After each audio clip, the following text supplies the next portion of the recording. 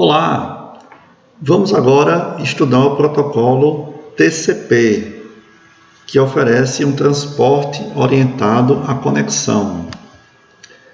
Como o TCP é um protocolo complexo, eu vou dividir as aulas em 5 partes. Nesta primeira aula sobre o TCP, estarei explicando a estrutura do segmento e como funciona a temporização. Bem, antes de tudo, é importante entender que o TCP é um protocolo antigo. Aqui você pode visualizar a lista de RFCs relacionadas ao protocolo TCP. Por exemplo, o RFC 793, que é o que explica e o que propôs o TCP, é datado de 1981. Aqui está fazendo parte do programa da DARPA, que é a Agência de Projetos de Pesquisa Avançada e de Defesa do Governo dos Estados Unidos, na época. O TCP foi proposto por 2 pesquisadores, Vinton Cerf e o Robert ou Bob Kahn. Eles receberam vários prêmios, entre eles o prêmio mais famoso da computação, que é o Turing Award, justamente pelos trabalhos relacionados ao TCP. Como vocês vão ver, o TCP é, na minha opinião, o cérebro da internet. É o protocolo que permite que diversas aplicações possam realmente funcionar. Então, eu vou agora explicar as características principais do TCP, uma visão geral, sem entrar em detalhes. Primeira questão, primeira característica: o TCP é um protocolo ponto a ponto, ou seja, você tem um transmissor e um receptor que estão localizados na borda da internet. Tá? Então, como nós vimos na aula 1.6 sobre a arquitetura da internet, a internet é dividida em camadas e os sistemas finais implementam as 5 camadas. Enquanto que o núcleo da internet apenas até a camada de rede, apenas as 3 primeiras camadas. O TCP está implementado então nos sistemas finais e é um protocolo ponto a ponto. Significa que os roteadores não precisam estar falando, se comunicando utilizando o protocolo TCP. Segundo ponto, é um protocolo orientado à conexão. Ou seja, existe uma apresentação prévia antes dos dados serem enviados de um host, de um sistema final para outro. É necessário primeiro uma apresentação. O que é uma apresentação? É uma troca de mensagens de controle. Então, antes que você tenha começado a receber os dados referentes a este vídeo que você está assistindo agora, foi necessário que o seu navegador primeiro estabelecesse uma conexão com o servidor do YouTube, justamente com o protocolo TCP. Uma terceira característica é que o TCP é confiável, ou seja, ele, na verdade, fornece um serviço confiável de entrega de pacotes.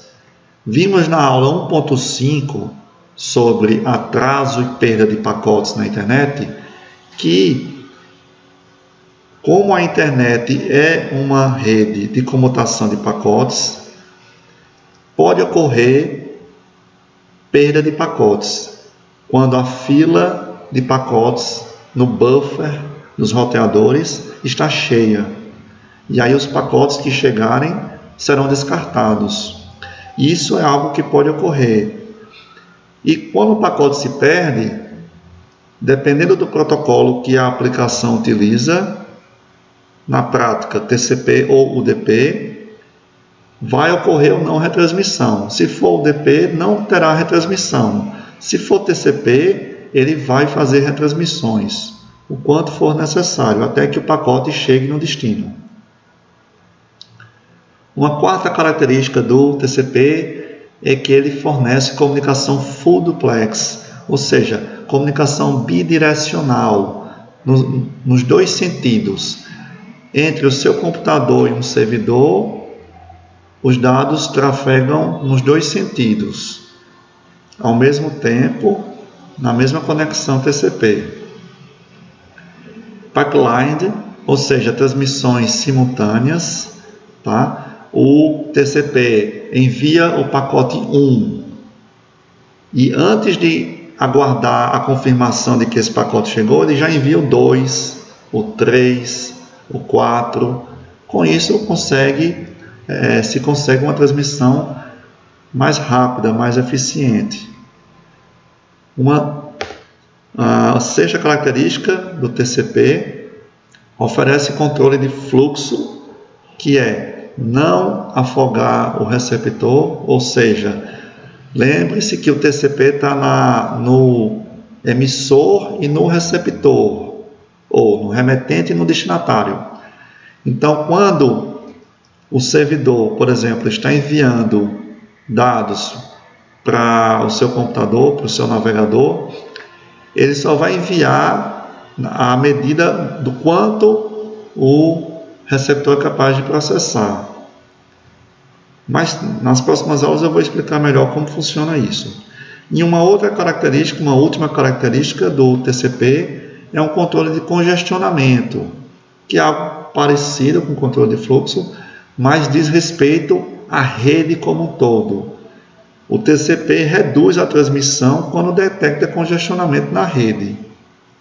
Isso aqui é uma característica muito importante para o bem-estar da rede, da internet como um todo.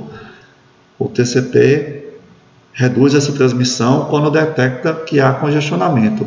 Com isso, o congestionamento tende a desaparecer pelo fato de que os TCPs vão reduzir a transmissão, ou seja, vão emitir menos pacotes na rede.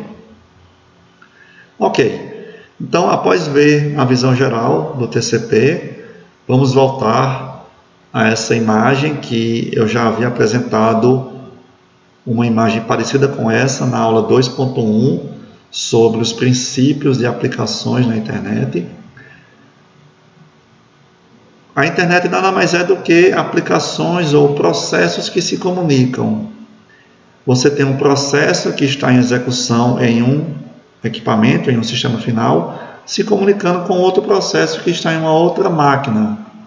Por exemplo, o navegador, o Google Chrome ou Firefox, é um processo, está em execução, vai escrever dados e enviar para a camada de transporte pelo socket, pela porta, que nós estudamos nas aulas passadas.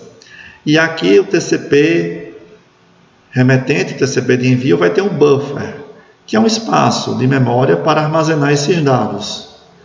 E no destino vai haver um buffer de recepção, que os dados vão chegar, vão ficar armazenados nesse buffer e depois serem enviados para a camada de transporte. Então entenda isso, que o TCP tem buffers de envio e de recepção. Lembrando que a transmissão é full duplex. Aqui nessa imagem a gente está vendo apenas nesse sentido, mas ocorre nos dois sentidos. De maneira que tanto aqui como aqui vai haver buffer de envio como buffer de recepção.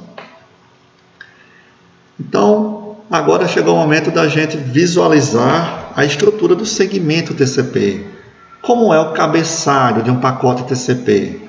Se eu pegar um pacote do TCP e for olhar o que tem dentro dele, tem esse monte de campos. Só para comparar, na aula passada, 3.3, sobre o UDP, nós vimos que a estrutura do segmento UDP, ou do datagrama UDP, como é mais conhecido, possui apenas 4 campos. é bem simples. Tem apenas o número da porta de origem, o número da porta de destino, o comprimento do segmento e o checksum, que é a soma da verificação, utilizado para detectar erros. Então, o cabeçalho do UDP só tem 4 campos, ou 8 bytes. Lembrando que esse comprimento aqui tem 32 bits, ou seja, aqui tem 16 bits, aqui tem 16 bits, aqui tem 16 e aqui 16. 2 bytes, mais 2, mais 2, mais 2. O cabeçalho do DP tem apenas 8 bytes. Em contrapartida, o cabeçalho do UDP, em geral, tem 20 bytes. Não é um tamanho fixo devido a esse campo aqui que é opcional. Pode estar preenchido ou não. Mas, em geral, o TCP tem um cabeçalho de 20 bytes, então mais do que o dobro do tamanho do UDP. E isso é natural, porque o TCP é um protocolo mais complexo, ele oferece bem mais serviços do que o UDP. E cada campo desse vai ter um significado, vai ter um serviço relacionado. Primeiramente, nós temos a porta de origem, que, como vimos, é utilizado para multiplexação, para poder receber, endereçar os vários processos que estão em execução no emissor, no remetente. A porta de destino utilizada para demultiplexação. Isso qualquer protocolo da camada de transporte vai ter que ter. Agora vem a novidade. O TCP tem 2 campos de 32 bits, que são o número de sequência e o número de reconhecimento. Eles são usados para oferecer o serviço de confiabilidade, usados para garantir a entrega dos pacotes, claro, juntamente com a retransmissão. Na próxima aula nós vamos estudar como que funciona melhor isso aqui, mas já vamos começar a ver nesta aula um pouco do funcionamento. O TCP tem o comprimento do cabeçalho em 4 bytes, então é o tamanho do cabeçalho TCP, já que pode ser variado, não necessariamente é 20 bytes. Aqui tem um espaço não utilizado, esse espaço aqui com esses vários bits, cada campo desse aqui tem apenas um bit, 0 ou 1. Alguns deles na prática não são usados, como esse primeiro aqui, o URG e esse PSH. Então, na prática é utilizado o ACK, o RST, o SYN e o FIN. Esses 3 últimos aqui, eles são utilizados no estabelecimento de conexão, como nós vamos ver em uma próxima aula. Na hora que o TCP vai estabelecer a conexão, os segmentos que são enviados vão estar com esses campos aqui, um ou outro vai estar 1, vai estar com bit 1 em vez de 0. Já o campo ACK é utilizado relacionado a esse campo aqui, reconhecimento. ACK é da palavra em inglês, reconhecimento. Tá? Então, quando esse bit aqui tiver 1, vai indicar que o segmento contém um reconhecimento para um segmento que foi recebido com sucesso. Isso aqui nós vamos ver melhor depois. O TCP também tem a janela de recepção, que é utilizado para oferecer o controle de fluxo e também controle de congestionamento. E o TCP também tem, assim como o UDP, um campo para a soma de verificação da internet, o checksum. Esse campo ponto de urgência na prática não é usado e esse opções também não. Por ser um protocolo antigo, então é natural que mudanças ocorreram ao longo do tempo em relação ao TCP. Então, é importante a gente entender inicialmente o que é o número de sequência, que é esse campo que está aqui, de 32 bits. O que é o número de sequência? O TCP vê os dados como uma cadeia de bytes, ok? E, com isso, o número de sequência para um determinado segmento é o número do primeiro byte daquele segmento. Talvez você tenha feito uma cara feito essa aqui do bebê, né? Como assim? Número do primeiro byte do segmento. Vamos para um exemplo, para ficar bem claro. Imagine que você tem um host, um hospedeiro A, que quer mandar dados para um host B pelo TCP. Imagine que o A tem uma cadeia de dados para transmitir e ele vai numerar aqueles dados. Byte 0, byte 1, byte 2 e assim por diante. Imagine que essa cadeia tem 500 mil bytes e que o MSS é 1000 bytes. Opa, MSS, o que é isso? MSS é o tamanho máximo de um segmento. É um valor que determina o tamanho máximo do campo de dados de um segmento. Nesse exemplo aqui, 1000 bytes, ou seja, o segmento TCP só pode carregar 1000 bytes nesse campo de dados aqui. Aqui estão os dados. Daqui para cima é o cabeçalho TCP. O cabeçalho TCP daqui para cá. Daqui para baixo são os dados. Lembre da aula 1.6 sobre encapsulamento. É um conceito fundamental para você poder entender os protocolos e a internet. Um pacote é feito de cabeçalho e de dados. Então, no caso aqui, o segmento TCP contém o cabeçalho dele e os dados que vêm da aplicação. Por exemplo, um segmento que transporta uma mensagem HTTP vai conter no campo dados a mensagem HTTP. Então, considerando aqui esse exemplo, nós temos que o primeiro segmento vai começar do byte 0 até o byte 999, de forma que qual vai ser o número de sequência desse primeiro segmento aqui? Vai ser 0. Por quê? Qual é a definição de número de sequência? Vamos voltar lá. É o número do primeiro byte do segmento. Agora está começando a fazer sentido, né? O primeiro segmento, o primeiro byte dele é 0. Então 0 vai ser o número de sequência desse segmento. Qual vai ser o número de sequência do segundo segmento? O número do primeiro byte dele, ou seja, 1000. E o terceiro segmento? O número de sequência será 2000.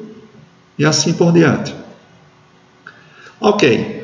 Número de sequência foi fácil de entender. E o número de reconhecimento?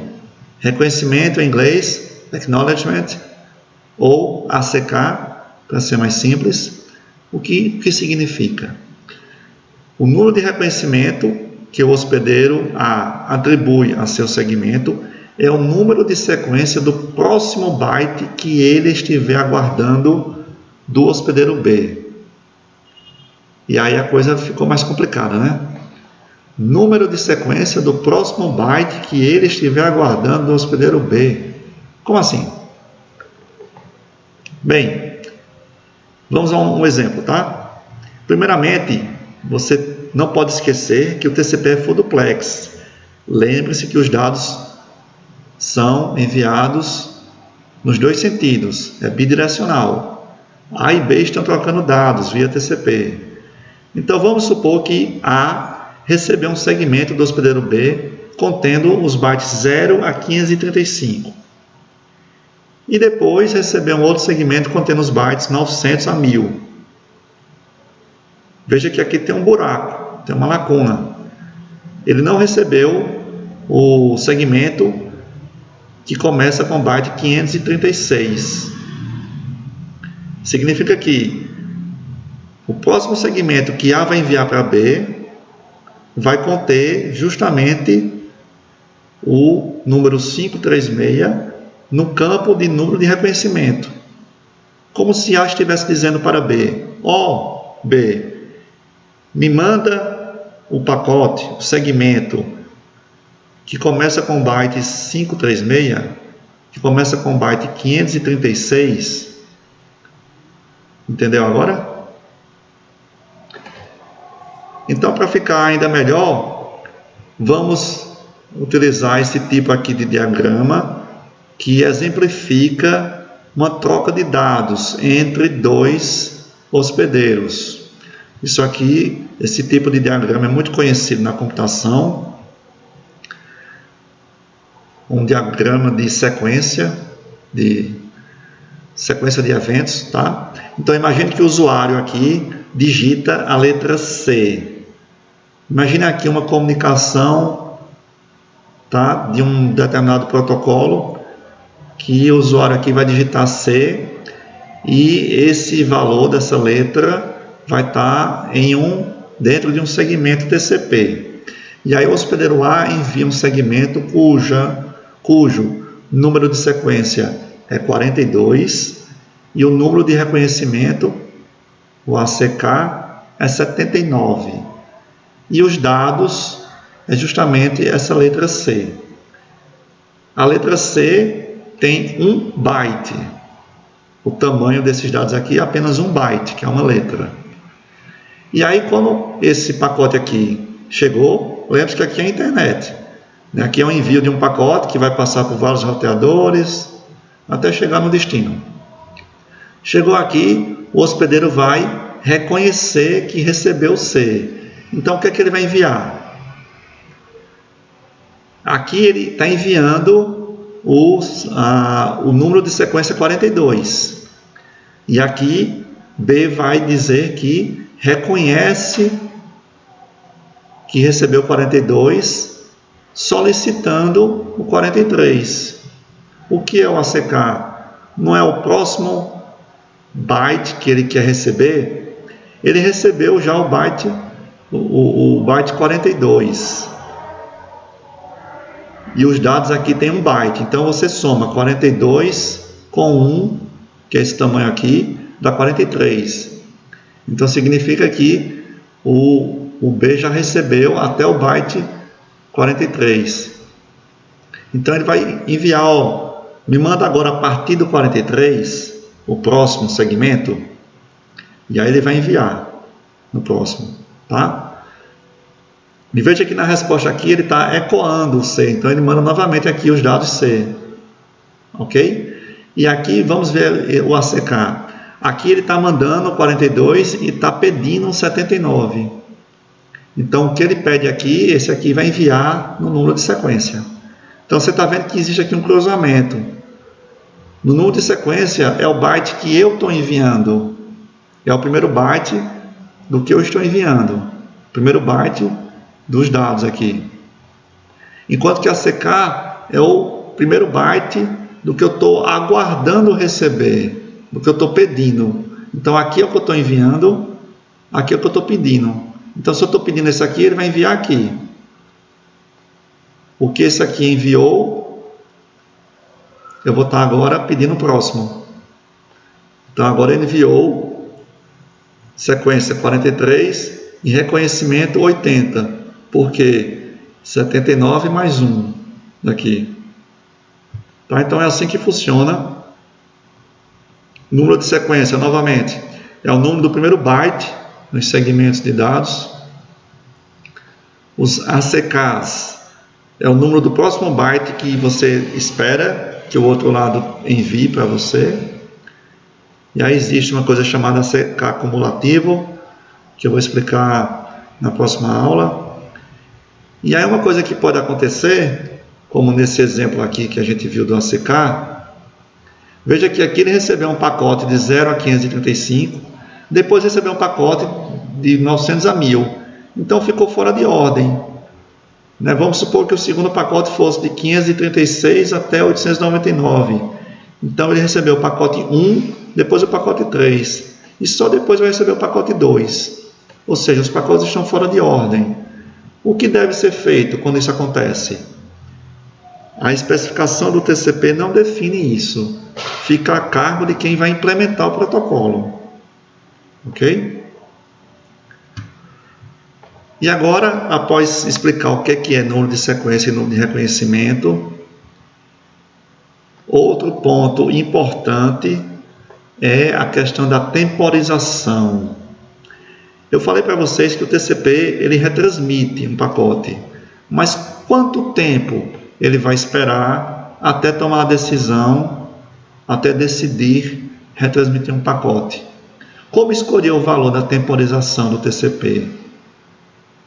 Um pacote pode se perder, mas como eu vou saber quanto tempo eu vou esperar para poder retransmitir o pacote? Esse valor que eu vou esperar tem que ser maior que o RTT. Se você não lembra, reveja a aula 1.5 para lembrar o que é o RTT.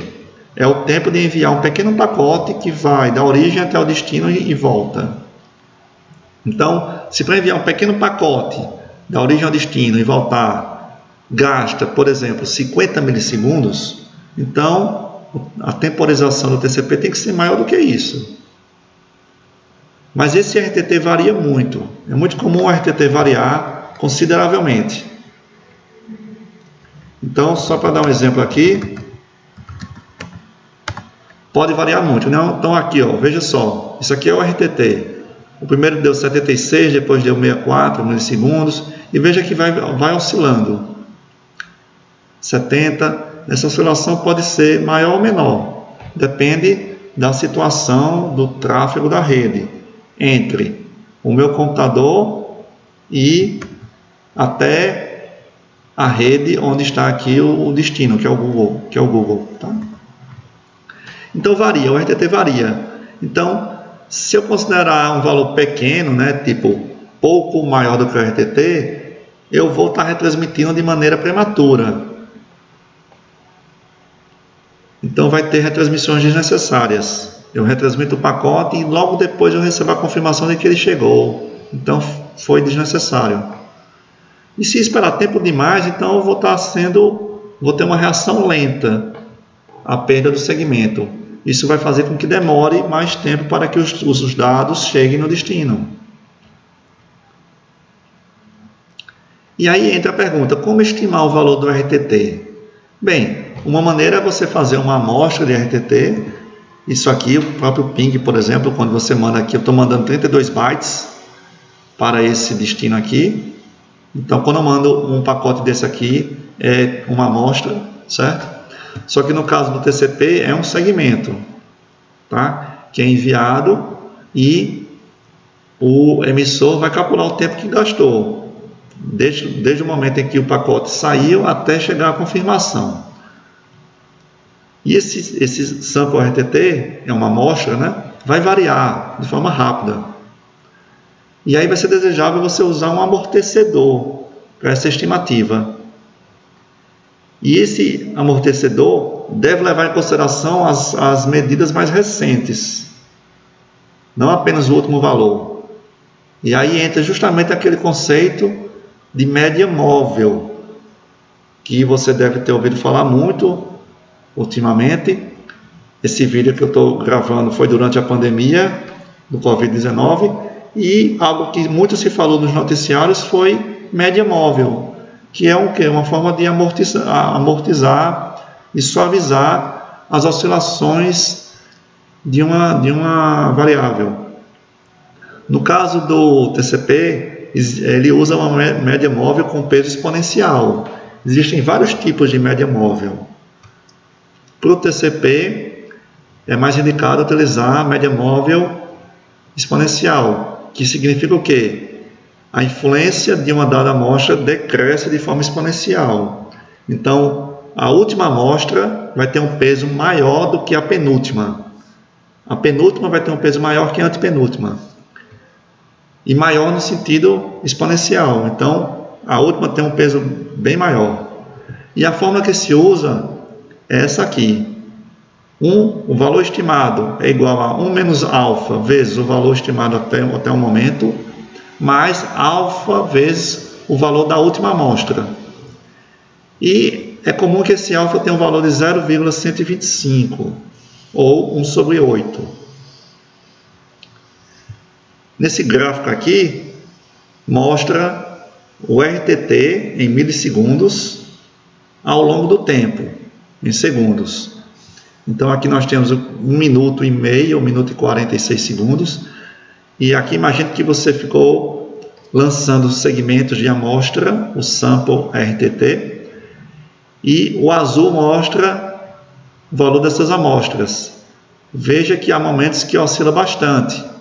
Por exemplo, aqui o valor deu cerca de 180 milissegundos e logo depois deu mais de 300 milissegundos. Então foi uma oscilação muito grande. É por isso que a gente vai usar o valor estimado, que se baseia numa média móvel. Ela vai crescer ou diminuir de uma maneira mais suave. Só que usar essa média móvel não é o suficiente para definir a temporização. Nós vamos considerar uma margem de segurança. Porque até mesmo esse valor estimado ele pode ter uma grande variação. Com isso, se for uma grande variação do valor estimado, nós vamos ter uma maior margem de segurança. E aí qual é a fórmula que a gente usa? É estimar o quanto essa amostra se desvia do valor estimado. Ou seja, o quanto essa amostra daqui se desvia desse valor que está aqui. E aí você vai ter uma fórmula semelhante à primeira, usando agora a variável beta. Desvio de RTT vai ser igual a 1 menos beta vezes o desvio até então, mais beta vezes, aqui é o módulo, para pegar o valor positivo, da diferença entre o valor estimado e a amostra, a última amostra da RTT. E é comum que essa variável beta tenha um valor de 0,25 ou 1/4. Então, com isso, o TCP define o timeout ou a sua temporização como o valor estimado mais 4 vezes o desvio padrão, o desvio do RTT, no caso. Então, como exemplo, se o valor estimado for 600 milissegundos e o desvio for de 100 milissegundos, o timeout vai ser de 1 segundo, que é 1000 milissegundos. Então, após ocorrer, quando o TCP enviar um pacote, ele inicia um cronômetro. Se esse tempo aqui estourar, então ele vai retransmitir. Ele só vai retransmitir após ocorrer esse timeout, após esse tempo passar. Ok, próxima aula vou explicar como ocorre melhor essa transferência confiável de dados, usando os números de sequência e de reconhecimento. Até mais!